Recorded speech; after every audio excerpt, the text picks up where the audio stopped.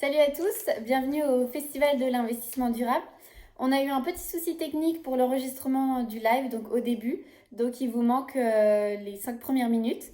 Donc pour vous présenter les intervenants, vous retrouvez Maud Caillot, qui est la cofondatrice de Gringot, une néobanque. Vous avez Arthur Aubeuf, qui est cofondateur du fonds Time for the Planet. Et vous avez Joseph Chouefati, qui est cofondateur de Goodvest, donc qui est dans les solutions en assurance vie.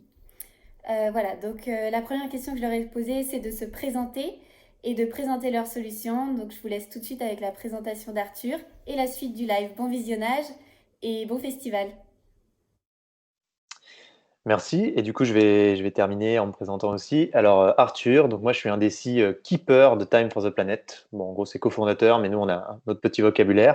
Time for the Planet, c'est une entreprise qui crée des entreprises. Toutes ces entreprises, elles sont pensées, elles sont paramétrées de A à Z pour lutter contre le dérèglement climatique. Ce qu'on fait au quotidien, notre mission, c'est de détecter des innovations à impact contre le dérèglement climatique, de réunir et de rassembler des équipes d'entrepreneurs pour déployer ces innovations, les transformer en entreprises en trouvant des modèles économiques qui sont viables. Et nous, Time for the Planet, notre rôle, c'est de chapeauter l'ensemble et d'injecter de l'argent pour accélérer le déploiement et le maximiser. On lève 1 milliard d'euros, donc à côté de toutes les sommes astronomiques dont on vient de parler, on voit que c'est une poussière. Et on veut créer 100 entreprises, donc c'est l'objectif. On est vraiment un fonds d'investissement citoyen, puisque n'importe qui peut rejoindre Time for the Planet et faire partie de l'aventure au même titre que nous en tant qu'associés. Et voilà, je pense que je vais m'en arrêter là. Merci à vous trois. Donc, on comprend un petit peu mieux dans quoi vous baignez chacun tous les jours. Donc maintenant, une question plus sur votre parcours. En fait, nous, en école de commerce, on nous parle très peu de la notion de durabilité dans la finance ou même de l'investissement durable, par exemple. Est-ce que vous pouvez nous expliquer quel a été votre parcours de la prise de conscience à l'insertion dans ce secteur jusqu'à l'entrepreneuriat? Donc peut-être que Arthur, tu peux nous éclairer et ensuite Maud. Ouais, et ben moi en fait je suis pas du tout tourné entrepreneur à l'origine puisque je viens d'un tout petit village de 200 habitants à la frontière du Jura où il y a rien à faire à part du ski de fond, sinon vous mourrez. Et c'est même pas du vrai ski, c'est du ski de fond, donc je sais pas si vous vous rendez compte. J'ai suivi un parcours assez classique. Je suis allé en fac de sport. Pendant ma fac de sport, j'ai commencé à créer des communautés sur les réseaux sociaux. Et c'est un peu comme ça que ça s'est déclenché pour moi l'entrepreneuriat. J'ai des communautés qui ont très bien marché, qui ont commencé à réunir plusieurs millions de personnes. Donc j'ai monté des applications, des médias, avec des sites internet également.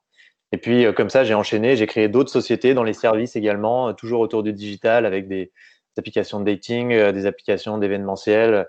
J'ai été j'ai co-lancé l'Europe pour un réseau social américain qui s'appelle Thriller, qui est un peu plus, qui est valorisé 1,5 milliard aujourd'hui, donc c'est un concurrent de TikTok.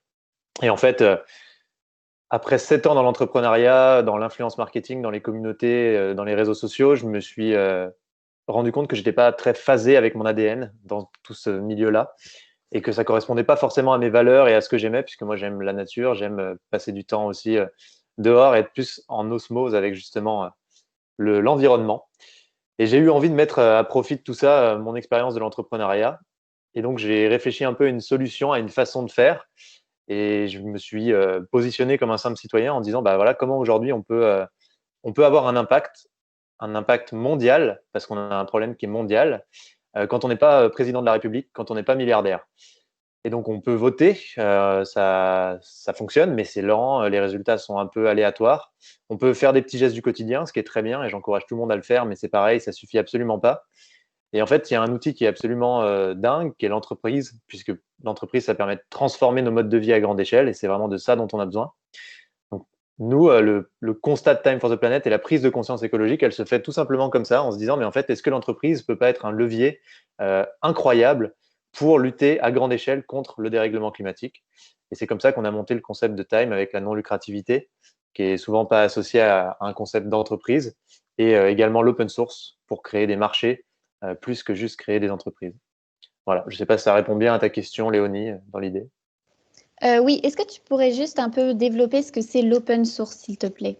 Je pense que ça ne parle pas à tout le monde. Ouais, bien sûr, l'open source, c'est de dire, aujourd'hui, vous avez 9 chances sur 10 de mourir quand vous créez une société. Quand on parle d'un challenge aussi important que le dérèglement climatique, on ne peut pas trop se permettre de dire on a 9 chances sur 10 d'échouer. Mais il y a une façon de gagner à tous les coups, c'est le partage. C'est l'idée de dire, quand vous avez une innovation associée à un business model qui est fonctionnel, si vous le mettez à disposition de chacun, de toute personne qui vous le demandera gratuitement pour qu'il puisse le dupliquer, l'améliorer partout ailleurs sur la planète, alors là, vous avez des grandes chances que même si vous échouez, l'innovation, elle continue de grossir et elle soit bénéfique, elle permette d'être utile à l'humanité. C'est ce qu'on a mis en place avec Time, puisque aujourd'hui, quand on a une innovation, n'importe qui peut nous demander la licence autour de cette innovation et va l'obtenir gratuitement. Par contre, ça implique des droits et des devoirs. Donc les droits, c'est bien évidemment de bénéficier de ça, de pouvoir le dupliquer. Mais les devoirs, c'est de repartager à toutes les personnes qui portent la licence les incrémentations, les autres innovations que vous allez pouvoir développer, apporter en plus de ce qui existe déjà. Donc, l'idée avec l'open source, c'est pas juste de créer des entreprises, c'est de créer des marchés. C'est ce que je disais tout à l'heure, et c'est de faire une R&D à l'échelle mondiale, donc qui puisse aller beaucoup plus vite et beaucoup plus fort que si vous êtes tout seul dans votre coin avec votre petit brevet et que vous partagez à personne. Donc, on est plutôt dans cette logique, enfin, on est 100% dans cette logique-là avec Time, et on mise tout sur le collectif. Super, merci beaucoup. Et est-ce que Maud, du coup, tu peux nous parler, toi, de ton parcours, de ta sortie de GEM ou même avant, si ça a débuté avant, jusqu'à Gringot? Bien sûr, donc moi je sors de GEM, comme vous le ferez bientôt. Je suis partie dans le luxe, chez LVMH, et ensuite en conseil digital et en banque. Et en fait, très rapidement, j'ai eu cet éveil écologique qu'on est très nombreux à avoir dans notre génération. Et du coup, j'ai commencé à changer beaucoup mes habitudes, mes alimentations, ma consommation, mes transports. Et plus on creuse, plus on trouve des choses. Et j'ai découvert une chose qui est assez incroyable, mais complètement méconnue, à savoir l'impact de notre argent à la banque. Donc, en fait, quand on ouvre un compte à la banque, on met de l'argent dessus, ce geste qui a l'air si anodin a un impact énorme sur l'environnement. Pourquoi? Parce que sans qu'on s'en rende compte, forcément, sans qu'on l'autorise, forcément, son argent travaille, son argent est investi par la banque. Et il permet d'investir beaucoup donc via le levier de création monétaire. Donc, en gros, si vous amenez 10 € à la banque peut investir 100. Et elle investit encore massivement sur tout ce qui va être actif fossile, donc c'est-à-dire pétrole, gaz ou charbon. Et en fait, ça me semblait assez incroyable de se dire qu'on est toute une génération à faire de lourds efforts dans son quotidien pour essayer d'avoir un impact minimal, pour essayer de préserver ce qu'il y a encore à préserver sur notre planète, et de savoir que notre argent, c'est pourquoi on travaille toute notre vie, finalement, eh bien, il finance exactement tout le contraire de ses valeurs. Donc cette schizophrénie du système, elle est complètement inacceptable, et c'est comme ça qu'on s'est lancé. Donc déjà en faisant un petit blog qui s'appelle combienaimetmonargent.info, qui permet de calculer très personnellement son impact en fonction de son argent et de sa banque. Et ensuite, on a eu beaucoup de réactions. Ensuite, c'était assez sympa de dénoncer le problème, mais qu'il fallait aussi qu'on propose une alternative, une solution. Parce qu'aujourd'hui, son compte en banque, c'est entre 50 et 80% de son impact carbone personnel. Donc, c'est-à-dire que si demain, vous allez vivre dans une grotte avec des toilettes sèches et tout ça et tout, si vous ne fermez pas votre compte en banque, vous aurez encore au moins la moitié de votre empreinte carbone qui continuera à être là. Et si bien qu'en fait, avec ces investissements-là, les 4 plus grandes banques françaises, elles émettent 5 fois plus de CO2 que la France entière chaque année. Donc, si la France entière, d'un coup, on n'émettait plus aucun CO2, donc ni transport, ni entreprise, ni rien et tout, eh ben, ce qu'émettent les banques, ça restera 5 fois plus grand. Donc, c'est énorme et c'est le premier levier qu'on peut actionner aujourd'hui.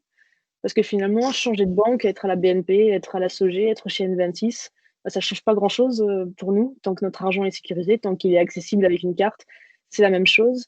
Donc c'est l'effort le moins douloureux, et pourtant c'est l'effort qui a le plus d'impact aujourd'hui, c'est de créer cette banque qui redirige bien l'argent. Merci beaucoup. Donc là, on comprend que toi, Maud, avec tes 3 autres collaborateurs, vous avez voulu vous agir sur nos comptes en banque, à nous. En fait, c'est même pas tant ça la démarche. On a voulu agir là où il y aurait le plus gros impact. Si on part du principe qu'on n'a plus que 10 ans, le plus gros impact aujourd'hui, c'est la finance mondiale. Et même les banques françaises à notre petite échelle représentent 5% des émissions mondiales. Donc, on vient tous du milieu bancaire, on est tous passés par la banque, mais on s'est pas dit, tiens, et si on faisait une banque par son expérience? Pas du tout. Et créer une banque, c'est pas très glamour, c'est très, très compliqué, c'est très, très ambitieux. Ça aurait été plus simple de faire des DDO, mais vraiment, c'est très important parce que c'est aujourd'hui le levier principal à actionner pour pouvoir avoir un impact décisif et rapide. Merci, très bien. Et par exemple, pour toi, Joseph, voilà, Maud nous explique que pour elle, c'était la solution la plus Impactante. voilà, celle qui avait le plus d'impact selon elle. Vous avez décidé de travailler sur l'assurance vie. Comment vous en êtes venu à l'assurance vie et qu'est-ce que vous attendez de ce produit bancaire? Alors, comment je suis venu à l'assurance vie? Au début, ce qui m'intéressait, c'était l'épargne. Et en fait, l'assurance vie, c'est le produit d'épargne préféré des Français. Donc, c'est le produit sur lequel les montants sous gestion sont les plus élevés. Et donc, c'est la porte d'entrée logique. C'est le produit préféré des Français parce qu'il est appuyé par des assureurs donc, qui ont une certaine solidité et parce qu'il y a des avantages fiscaux. Donc, c'est un des meilleurs produits, sauf que son contenu est aujourd'hui peu responsable et qu'il y a encore eu peu de changements en termes de digitalisation et en termes de transparence et de frais. Donc, d'un côté, il y a le fait que c'est le produit préféré des Français et que donc il y avait un marché important et des montants importants à décaler vers des produits plus responsables. Et de l'autre côté, c'est que c'est un marché qui a peu évolué et qui va devoir bouger. Et le fait de choisir de le faire bouger de manière responsable, je pense que ça peut inciter encore plus les épargnants à changer leur épargne. Donc pour mon parcours, parce que je me suis pas présenté avant, j'ai fait donc XHEC Entrepreneur et j'ai fait de la gestion de portefeuille pendant plusieurs années, notamment pour Amundi Pioneer.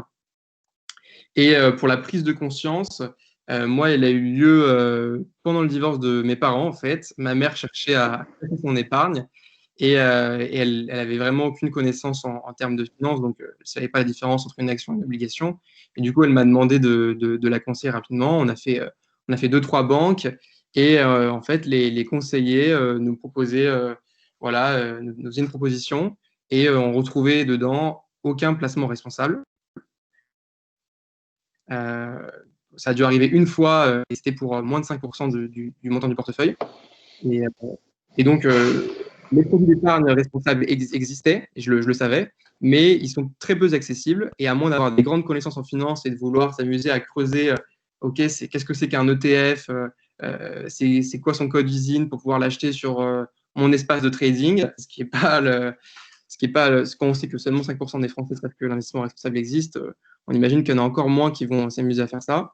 L'objectif de Goodvest, c'est vraiment de démocratiser ces fonds responsables et de les rendre accessibles au plus grand nombre avec une plateforme qui est simple, en ligne, avec des frais réduits et transparents, et avec une transparence également sur l'ensemble des placements. Donc, la liste de toutes les entreprises qui sont au sein de nos fonds est indiquée. On indique également l'empreinte carbone de nos fonds. Et voilà. Et on a même des fonds, grâce à notre partenaire Lixor, qui ont une empreinte carbone qui est en accord avec les objectifs de Paris, donc de ne pas dépasser les 1,5 degrés de réchauffement climatique.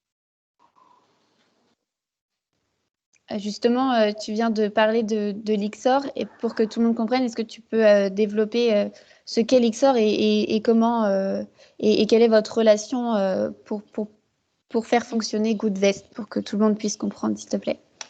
Alors, nous, on propose une gestion pilotée de l'épargne. Et donc, pour ça, on s'appuie sur des sociétés de gestion. Parce que c'est quelque chose qui est extrêmement compliqué. Et puis, on ne souhaite pas le faire nous-mêmes, car ça a des responsabilités extrêmement importantes. Et ça prendrait tout simplement des années d'obtenir les agréments de sociétés de gestion. Donc, on s'appuie principalement sur Lixor parce que c'est la société de gestion qui est la plus engagée en termes d'ETF responsables. On ne s'appuie pas uniquement sur eux parce qu'on n'a pas le droit, on ne serait pas indépendant autrement. Et notre objectif, sur le plan réglementaire, on se doit d'être aligné avec les intérêts des épargnants et proposer qu'un seul fournisseur, c'est en désaccord avec ça. Et donc, Lyxor a développé toute une gamme d'ETF, donc c'est des fonds thématiques. Et ils proposent des fonds climate change, donc qui sont ces fonds-là avec l'objectif de ne pas dépasser 1,5 degré, mais également des fonds égalité des genres, donc qui sélectionnent les 150 entreprises les plus responsables en matière d'égalité hommes-femmes. Et on a également d'autres fonds concernant les nouvelles énergies, la santé et les pays émergents. Super, merci beaucoup. Et donc, du coup, Goodvest, c'est une solution d'épargne. Là, on va se pencher un peu plus sur Time for the Planet. Donc là, vous, Arthur, vous êtes un fonds participatif. Donc, est-ce que tu peux nous expliquer ce que c'est et nous expliquer un peu plus en détail comment fonctionne Time for the Planet? Par exemple, si moi, en tant que particulier, je veux être votre... Faire partie de la chose. Voilà. Ouais, eh ben écoute, oui, on est un fonds, parce que c'est un peu le mot pour nous qualifier, mais comme je te disais, on est quand même beaucoup dans l'action. On pourrait dire qu'on est un mélange entre un startup studio, un fonds, tu vois, enfin, il y a différentes façons de le voir. Nous, on se voit vraiment comme un mouvement citoyen, parce qu'effectivement, on est un fonds que chacun peut rejoindre. Donc, tout le monde peut devenir associé, copropriétaire de Time for the Planet à partir d'€1. C'est très simple, ça se fait en 1 minute sur notre site. Aujourd'hui, on a un peu plus de 3000 personnes qui sont devenues associés de Time for the Planet en 9 mois depuis qu'on a lancé. Et l'idée, c'est justement d'être des milliers, des dizaines de milliers, demain des millions, parce que ça nous permet aussi de faire des effets de levier extrêmement importants pour aller chercher d'autres typologies d'acteurs, des entreprises, mais aussi des associations qui sont capables de mettre de l'argent, des fondations, des fonds d'investissement, enfin voilà, tous les organismes qui sont capables d'investir. Et l'idée avec Time, c'est de faire en sorte que chacun puisse avoir un droit de regard et avoir une transparence totale. C'est aussi pour ça qu'on fonctionne avec ces mécaniques classiques dans les fonds et peu classiques dans le monde de l'entreprise, parce qu'on a envie de mélanger deux univers qui nous semblent pertinents sur certains points et pas sur d'autres. Donc, l'idée avec Time, c'est vraiment que chaque personne qui fait partie de l'aventure va pouvoir voter pour choisir les innovations sur lesquelles on va investir. Donc, nous, on va préqualifier des innovations, on va les sélectionner, on va faire des tests, voilà, on pourra en parler tout à l'heure peut-être. Mais l'idée, c'est qu'on propose à l'ensemble de nos actionnaires, à l'ensemble de nos associés, en fin d'année, voilà, on a préqualifié 6 innovations. Maintenant, on va investir sur 3, donc à vos télécommandes. C'est pour ça aussi qu'on tient à fonctionner comme ça. Et c'est pour ça qu'on a besoin d'être très nombreux, parce qu'on a un mix entre utiliser l'expertise de gens qui vont pouvoir entendre parler de nous un peu partout parce qu'on mise sur le collectif, et utiliser aussi la sagesse des foules, notamment pour tout ce qui est décision éthique. Et du coup, vos associés, pour l'instant, ce sont des particuliers. Et comment vous allez, par exemple, convaincre des entreprises d'être plus tard vos associés? Qu'est-ce que vous leur... Enfin, voilà, pour être plus précis, en fait, Time, vous nous proposez d'investir, mais on n'a pas de retour sur investissement, entre guillemets, en argent. Pas comme, par exemple, une assurance vie. Comment vous allez convaincre une entreprise, par exemple, d'être associée alors qu'elle n'aura pas de retour en argent? Ouais, alors c'est vrai qu'il faut expliquer ça. Nous, on n'a pas de ROI, donc de Return on Investment, ou de TRI selon ce qu'on dit. On fonctionne avec un TRP, donc un taux de retour pour la planète. Si vous voulez, c'est très simple, c'est un ratio entre le nombre d'euros investis et la quantité de gaz à effet de serre non émise ou captée que vous allez pouvoir générer. Aujourd'hui, quand quelqu'un investit dans Time for the Planet, il le fait uniquement pour ce fameux TRP et pour rien d'autre. Donc, c'est sa seule raison d'investir. On nous a dit au départ, beaucoup d'investisseurs nous ont dit c'est impossible que des gens investissent uniquement pour du TRP et pas pour de la rentabilité. Et en fait, on se rend compte qu'il y a déjà des entreprises qui sont rentrées chez nous. On en a déjà plusieurs, outre les citoyens, parce qu'aujourd'hui, on est le 5e plus gros crowdfunding d'Europe. On n'a pas commencé à vraiment communiquer, donc on voit bien que les gens sont prêts à investir pour d'autres choses et que l'être humain n'est pas que motivé par la rentabilité. Et on a même des fonds d'investissement, notamment celui de Jean-Michel Aulas, Donc nous, on est convaincus que quand quelque chose est vraiment urgent, vraiment important, et là, c'est vraiment le cas, l'être humain, il est capable de fonctionner différemment. Tu allais me dire un truc? Non, Léonie, je t'ai vu parler en même temps, je ne sais pas si c'était pour Non, moi. non, non, vas-y, je t'en prie, continue. Ah ok, autant pour moi.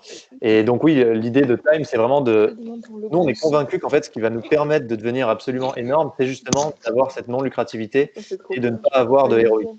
Parce que c'est ce qu'on a vu quand tu engages les gens, quand tu les mets dans une posture où ils ont fait, entre guillemets, quelque chose d'incroyable pour eux, ça devient de très bons ambassadeurs, ils communiquent beaucoup plus, ils parlent beaucoup plus de toi le dimanche midi à leur belle-mère, mais aussi en faisant des posts sur les réseaux sociaux. Et aujourd'hui, 100% de l'attraction de Time, elle vient du fait que c'est très engageant de faire ça et que c'est un pari qui est assez osé. On est assez convaincus que c'est ce qui va nous faire devenir très gros et surtout, on n'aura pas tous ces débats pour combien de pourcentage de dividendes on distribue, parce que quand tu as des milliers d'actionnaires, ça ressemble vite à une place à Ouarzazate. Et on a aussi envie que chaque euro soit investi pour vraiment lutter contre le dérèglement climatique. Voilà, donc c'est ça le fondement. Et on a vu que c'était déjà capable de convaincre et que les choses allaient dans tous les cas aller dans ce sens puisque on a des problèmes qui sont de plus en plus gros et il faut de plus en plus agir. Donc c'est utiliser l'argent, utiliser le capitalisme, mais l'utiliser en changeant un petit peu les règles du jeu pour maximiser la performance environnementale sans ignorer la performance évidemment économique puisqu'on l'utilise et qu'il faut qu'on ait de la rentabilité et des boîtes qui tournent pour qu'elles aient un impact. Simplement, ce n'est pas la finalité. Ok. Super, merci. Parmi le public, est-ce que vous pouvez, s'il vous plaît, bien couper vos micros pour tout ce qui est questions, vous pouvez les mettre dans le chat et on répondra au plus de questions à la fin. Merci beaucoup. Donc, pour continuer, ça m'a perdu. Oui, on parlait de transparence, de retour sur investissement. Enfin, surtout, on va parler de transparence maintenant. Chacun, comment... Enfin, c'est très important, comme tu as pu le dire, par exemple, Maud, au début, qu'on sache ce qu'il y a derrière notre argent et notre argent qu'on place. Vous, comment vous permettez à vos clients, aux particuliers, aux entreprises qui vont investir, qui vont mettre leur argent dans votre solution, une transparence. Donc, du coup, voilà, Maud, tu vas pouvoir commencer, ensuite Joseph, et puis Arthur, si tu voudras compléter ta réponse, tu pourras également, après Maud et Joseph. C'est sûr que la transparence, c'est vraiment l'énorme question de cette industrie bancaire. Nous, on le voit, enfin, pour avoir travaillé en banque, il n'y a pas une seule personne dans la banque qui peut avoir une vision complètement d'ensemble. C'est pour ça qu'on ne pense pas que tous les gens dans les grandes banques françaises sont des méchants qui veulent la mort de la planète. Non, pas du tout. C'est parce que c'est tellement siloté que personne n'a une vision d'ensemble et voit vraiment où ce paquebot va. Si ce n'est que voilà, ça va un petit peu droit vers l'iceberg. Mais du coup, elles ont, avec ce manque de transparence, elles ont aussi un énorme manque de mobilité. Et c'est ce que nous, on veut absolument mettre en place. Donc, construire un établissement, une alternative bancaire sur de bases saines, qui fait qu'on ne sera pas dépendante, pas du tout dépendant des actifs fossiles. Mais en plus de ça, ramener vraiment la transparence parce que finalement, c'est notre argent, c'est votre argent qui est placé à la banque et c'est du coup le droit le plus strict, savoir où est-ce qu'il est employé. Donc, comment est-ce qu'on peut faire ça? C'est très simple. On publie les bilans, on publie les fiches de salaire, on est aussi audité par des experts indépendants, donc un expert notamment qui nous suit, qui est parrain du projet, qui s'appelle François Gémen, qui lui démocratise énormément toute cette problématique. On parle par exemple dans le quotidien de Yann Barthès ou des émissions comme ça. Et on est aussi, on va apporter, donc nous, c'est un compte courant, c'est une carte de paiement et c'est aussi des livrets d'épargne. Et ces livrets d'épargne vont être, comme Joseph l'a dit, donc nous labellisés Greenfin. Donc c'est un label qui va beaucoup plus loin que les labels ISR. C'est un label qui dit qu'en fait, il y a aucune des entreprises financées ne peut faire de l'extraction pétrolière ou être dans le charbon ou le gaz, ne peut pas aussi faire un tiers de son chiffre d'affaires avec, et au moins 75% des fonds de ce fonds doivent être investis dans des projets à impact. Donc voilà comment est-ce qu'on assure et on va assurer une transparence la plus totale pour Green Got. Alors, pour Goodvest, déjà, je te rejoins totalement sur l'absence de transparence dans tout le secteur financier. C'est d'ailleurs pas uniquement sur la question environnementale, mais c'est même sur la question des frais qu'on voit en assurance vie. On a fait des sondages au début de Goodvest et 95% des détenteurs d'une assurance vie ne savent pas combien ils payent. Donc, c'est quand même un indicateur, hein. C'est énorme.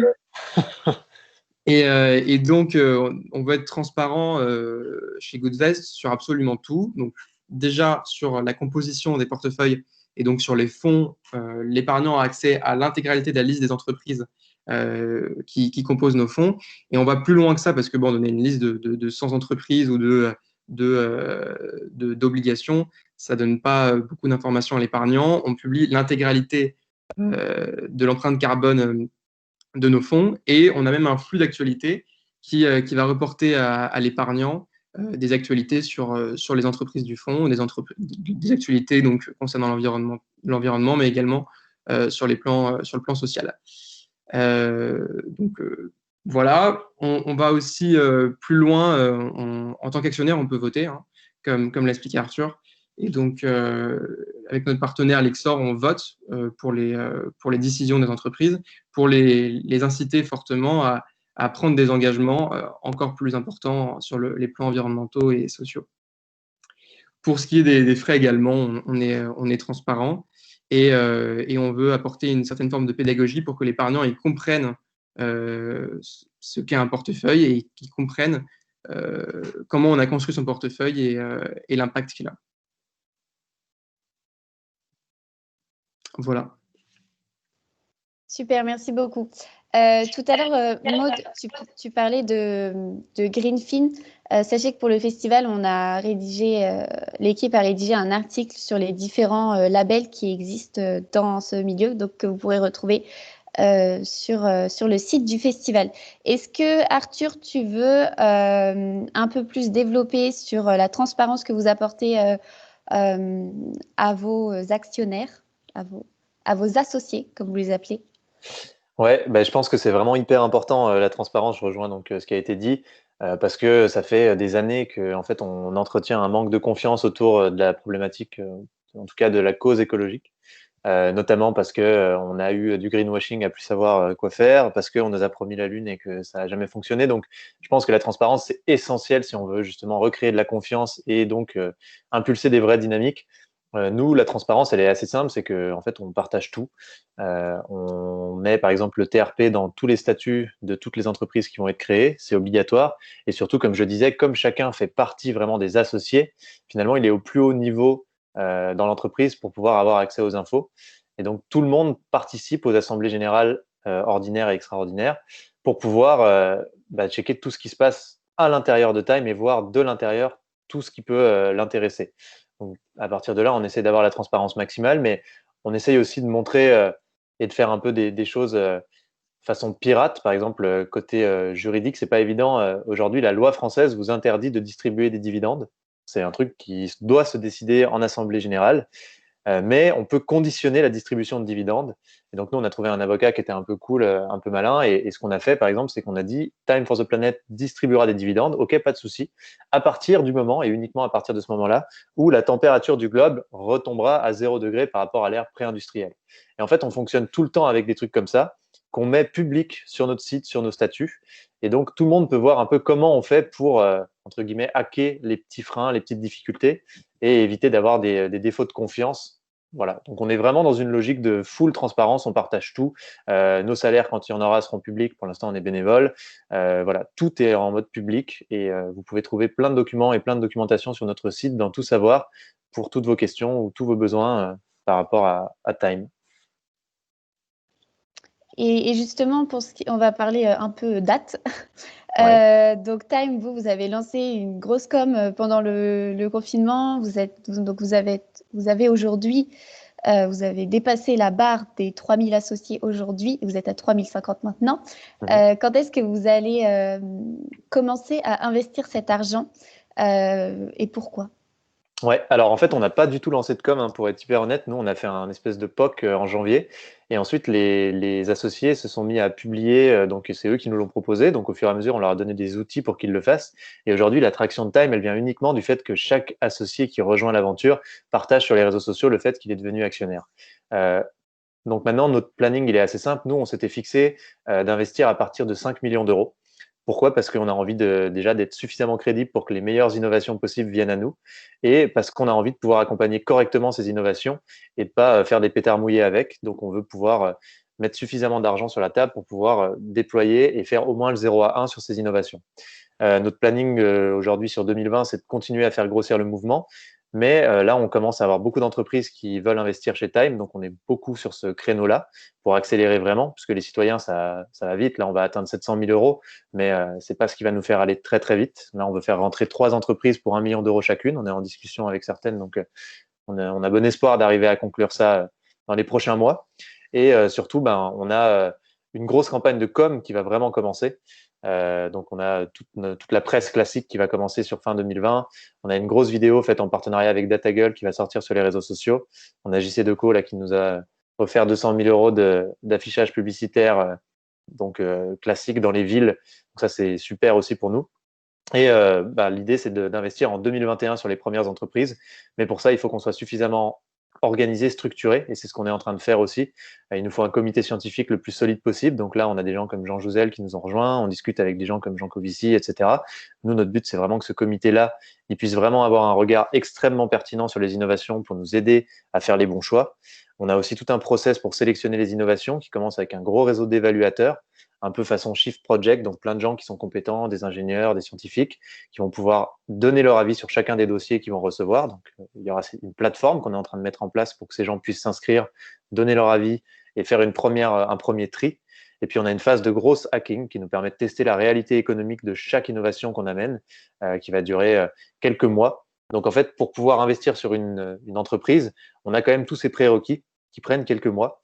Et donc ça, on est en train de finir l'organisation et la structuration de l'ensemble. Et on a très bon espoir d'investir sur les premières techs en 2021. On commence à en recevoir beaucoup. Moi, je suis quasiment sûr qu'on va investir à partir de mi-2021. Voilà, pour toutes les raisons que j'ai évoquées. Super. Vous, Joseph, quand est-ce qu'on pourra voir Goodvest quand est-ce qu'on pourra mettre notre argent dans une assurance vie Goodvest?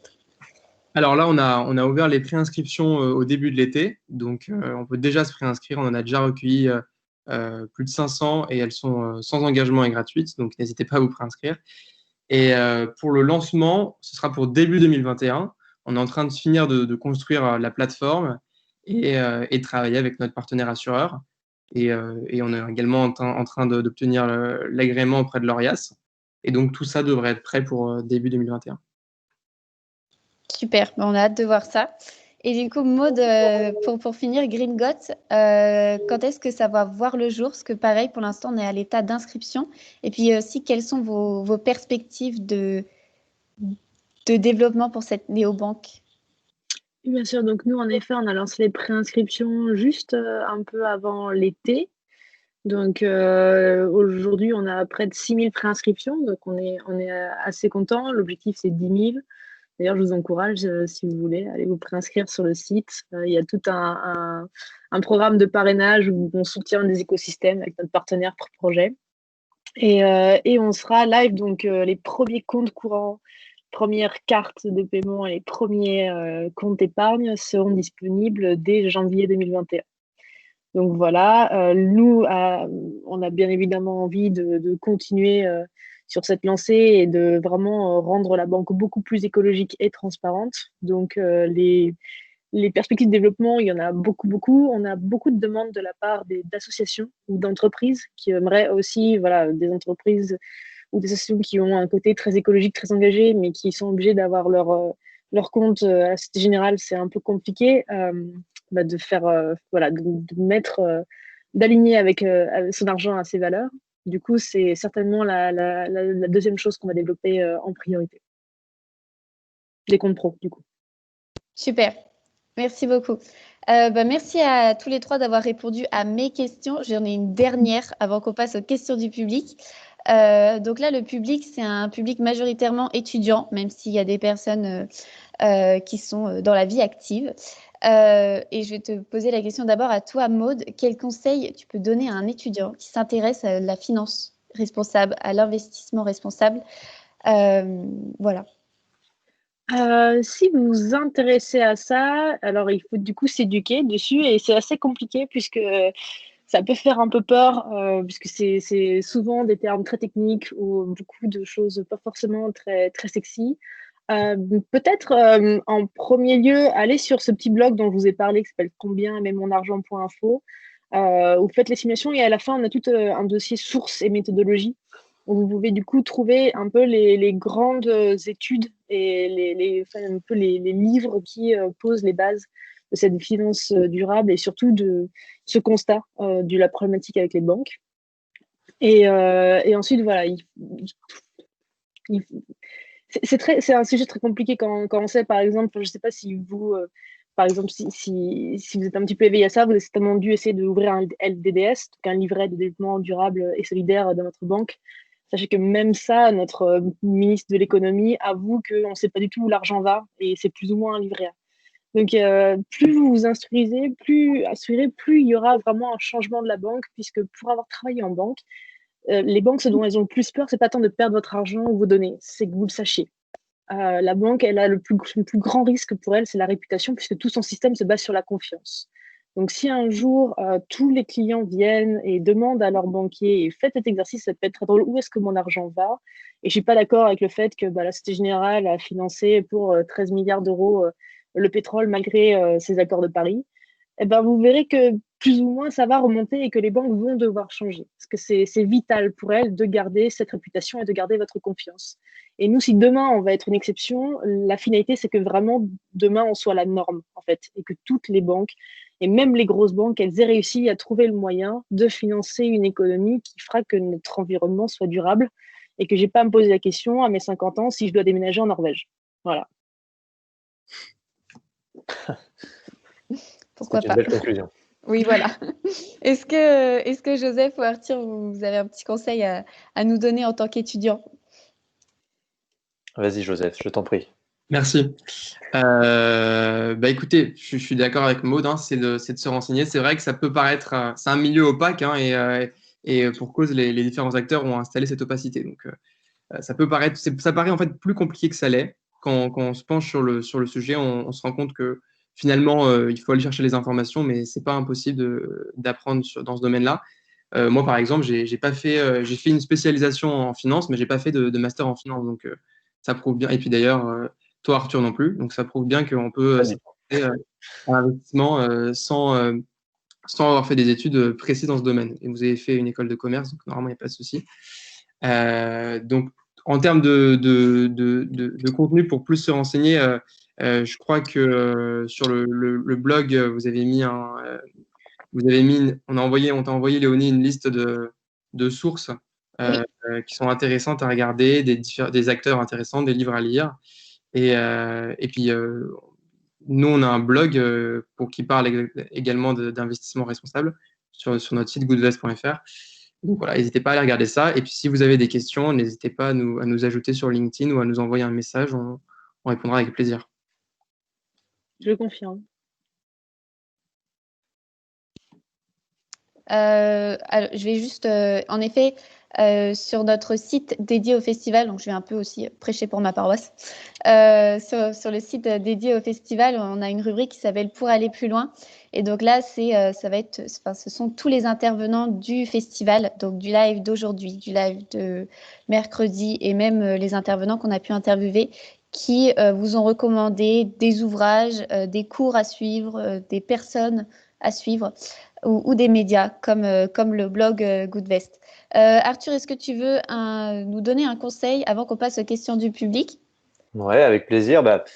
Pour rebondir sur ce qui a été dit, je pense que c'est vrai, on est arrivé à un niveau où ça semble extrêmement complexe, ce monde de l'économie. Là, on nous parle de spin, de point de swap. Et je pense qu'en fait, le conseil, c'est vraiment, il faut dézoomer, il faut revenir à ce que c'est l'économie. finalement, c'est juste l'organisation des interactions entre les humains. Hein. Il faut quand même revenir à ça. C'est simple. Hein. C'est juste une méthode pour qu'on puisse se faire confiance et fonctionner tous ensemble. C'est ça l'économie. Et il y a un truc que je trouve absolument incroyable. Il y en a deux même. Allez. Le premier, c'est que finalement, on n'a jamais pris en compte la valeur des ressources. Donc ça, je vous invite à regarder un peu ce que dit Jean Covici. Mais aujourd'hui, on ne prend en compte dans l'économie que les interactions entre les êtres humains. Donc tout ne fonctionne qu'autour des êtres humains.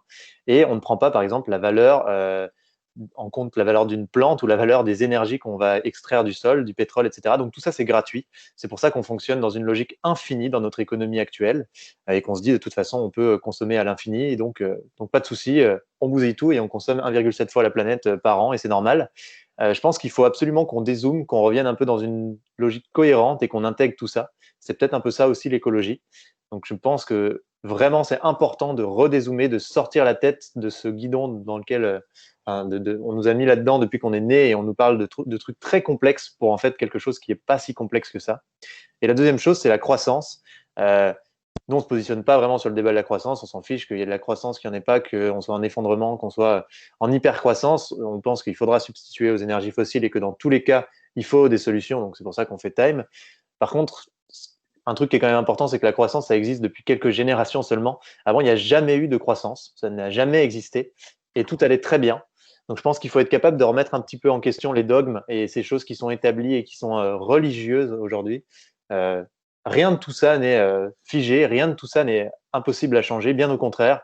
Donc, n'ayez pas peur de changer les règles, n'ayez pas peur de faire des trucs qui choquent un peu PPMM, parce qu'en fait, tout évolue très vite et on n'a pas beaucoup le choix. Donc, il ne faut pas se contraindre et rester dans une boîte fermée aujourd'hui. On a plein de possibilités et c'est libre à vous de trouver des idées qui sortent un peu de tout ça et qui dépoussièrent. Voilà. Oui. Et je voudrais juste rebondir, tu parles du coup de Jean-Marc Jancovici. Pour les plus courageux, il y a tous ces cours de centrale sur YouTube qui sont en mauvaise qualité en plus, exprès parce que ça consomme moins comme ça. Donc c'est vraiment pour les plus courageux. C'est très intéressant, ça explique un petit peu tout l'historique de l'énergie et de la problématique qu'il peut y avoir aujourd'hui en fait. Et quand on parle d'énergie renouvelable, de quoi on parle réellement, quand on parle de fossiles, de charbon et tout ça.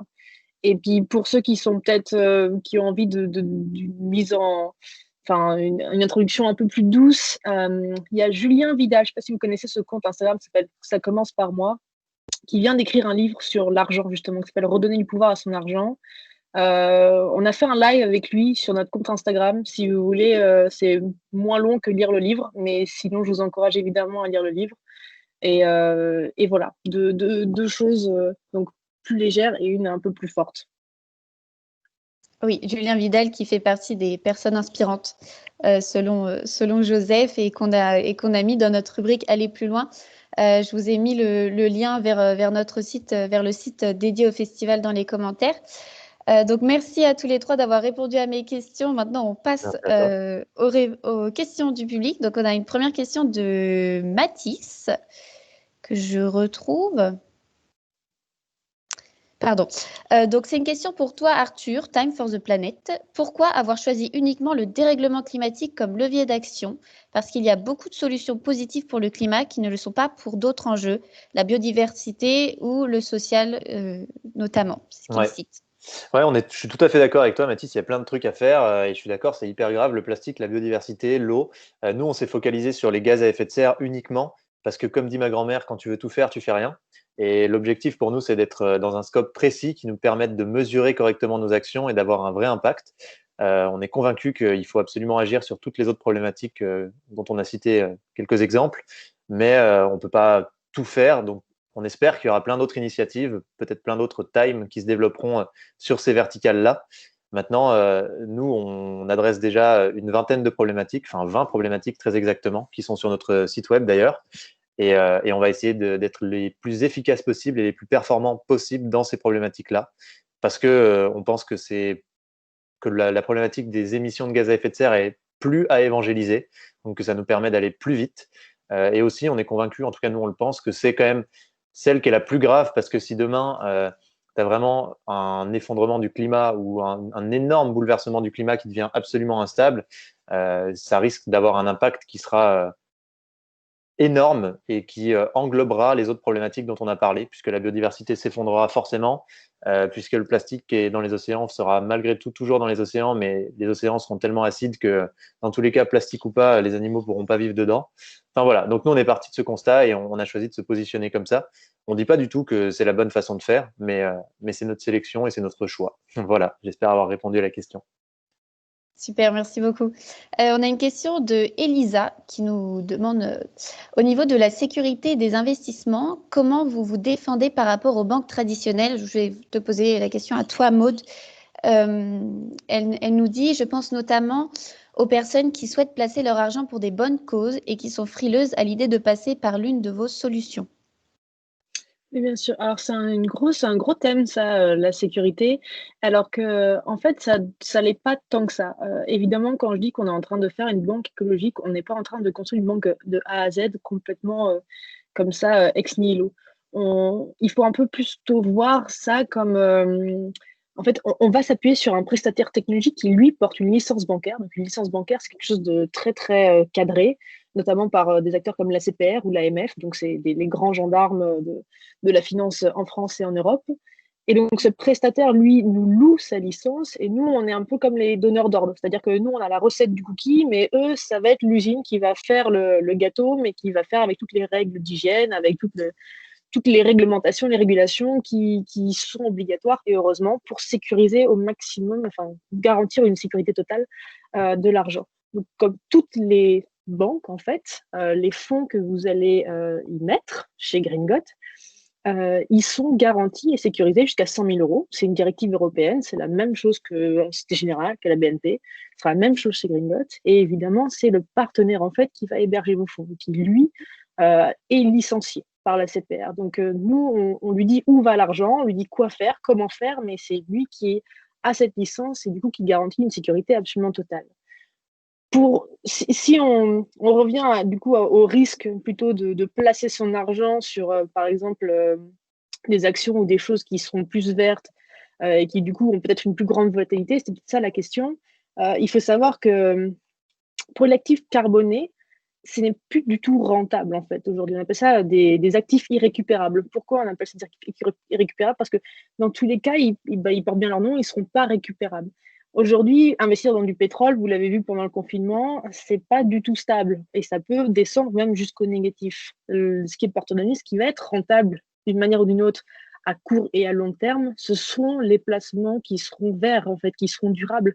Aller investir maintenant dans une centrale à charbon, c'est très risqué. Quand on voit que absolument tous les États, même qu'ils soient convaincus ou pas, vont dans une direction quand même qui est inverse. Donc, cette question de sécurité, elle se pose pas du tout. Il n'y a vraiment aucun problème là-dessus. Et la question plutôt de la rentabilité, là, ça va vraiment être sur des actifs verts qui est l'avenir, ça c'est sûr. Voilà, j'espère avoir répondu à la question. Je pense que c'était plutôt clair. On a une question très claire, nous dit Elisa. On a une question de Benoît sur la solution Goodvest. Donc, pour que tout le monde reparte avec une idée bien précise de ce qu'est Goodvest et pas avec des malentendus. La question, c'est sur En fait, il demande, est-ce que Goodvest est un relais des produits Lyxor? Est-ce que, par exemple, un particulier peut aussi passer directement par Lyxor? Yes, je vais répondre à ta question juste pour finir sur le point de Maud, sur la performance des investissements responsables. Effectivement, donc c'est l'avenir, donc il y a pas moins de performance que sur les investissements non responsables. Et juste, c'est même l'opposé en fait. Hein. Il y a une étude de Harvard Business School qui a été faite, qui a compilé plus de 200 études sur le sujet. Et dans 90% des cas, les investissements responsables surperforment les placements non responsables. Donc voilà, c'était juste pour finir la parenthèse. Et pour la question sur Lyxor, donc nous, effectivement, on distribue les fonds Lyxor. On distribue, encore une fois, pas uniquement les fonds Lyxor, mais principalement des fonds Lyxor, parce que tout simplement, c'est le fournisseur qui est le pionnier des ETF responsables et ESG. Et ensuite, on ne peut pas acheter de fonds Lyxor, placer son argent dans des fonds Lyxor directement auprès de Lyxor. En revanche, il y a d'autres distributeurs qui le proposent. Il y en a peu qui proposent. À ma connaissance, il n'y en a aucun qui propose la totalité des fonds ESG de Lyxor. mais il y a d'autres distributeurs de Clixor. Super. On n'a pas entendu la fin, mais je pense que c'était clair. On va s'arrêter là sur les questions pour ne pas dépasser le temps.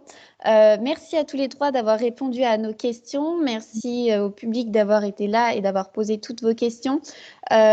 Pour ceux à qui on n'a pas pu répondre à vos questions, n'hésitez pas à contacter donc Arthur Aubeuf, José Chouet-Fati et Maude Caillot sur LinkedIn. On mettra de toute façon leur contact sous la vidéo, donc sur notre site dédié au festival. Voilà, donc je vous invite aussi à suivre le festival qui se déroule donc du 28 au 30 et il y aura un autre live mercredi à 18h30 pareil pour vous expliquer comment mettre votre argent au service de ces valeurs. Voilà, merci à tous les trois d'avoir été là. Merci à toi pour l'invitation et merci à tous. Merci à tout le monde. Ouais. Et puis vraiment, sachez que c'est plus vous en parlez, plus le message passera. Donc n'hésitez pas à en parler à vos amis, n'hésitez pas à aller calculer combien votre argent émet, n'hésitez pas à partager. Ça a vraiment un impact, c'est important. Et puis n'oubliez pas aussi, évidemment. N'oubliez pas que pisser sous la douche ne suffira pas. Voilà, c'est un mot de la fin important. Super mot de la fin, merci. Ça conclut parfaitement. Merci à tous les trois. Passez une belle soirée et puis bonne soirée aussi au public. À bientôt. Merci beaucoup. Tous. Salut. Bye bye.